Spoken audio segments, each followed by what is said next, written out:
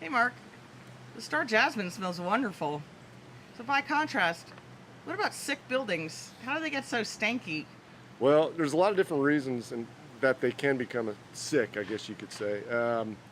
But one of the big reasons that we see here, especially in Houston, uh, are HVAC systems.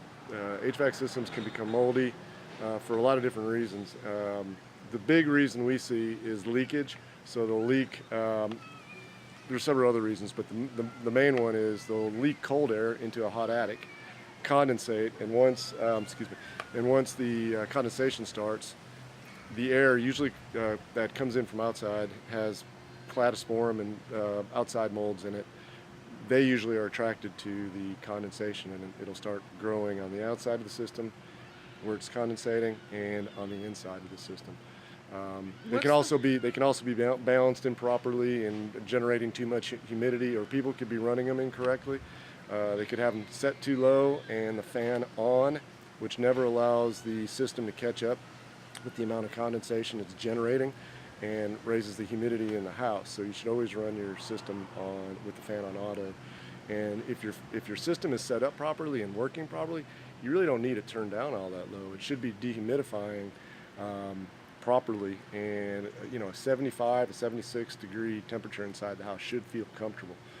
So if you have to run it 70 or below, you might want to check to see if it's what's the dehumidifying remedy for properly. that kind of mold? Well, that's kind of a multifaceted question, but what we find, our process is to go in with a licensed HVAC company, allow them to do their usual checks on the system to make sure it's operating properly, that it's balanced properly, that it's zoned properly, that the internal operation of the unit is clean and running efficiently. While they're doing that, they can open up parts of the system that we can inspect for mold.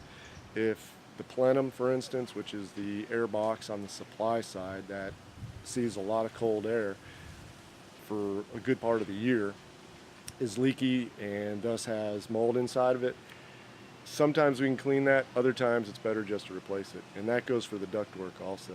The flexible ducting really is not, it's really not conducive to clean that stuff with a brush, a duct cleaning company. It's just going to tear. So we generally recommend, if you can easily access it, to replace it. If sometimes the mold is localized, it's right where it's leaking at the connections, and we can reach in and clean that.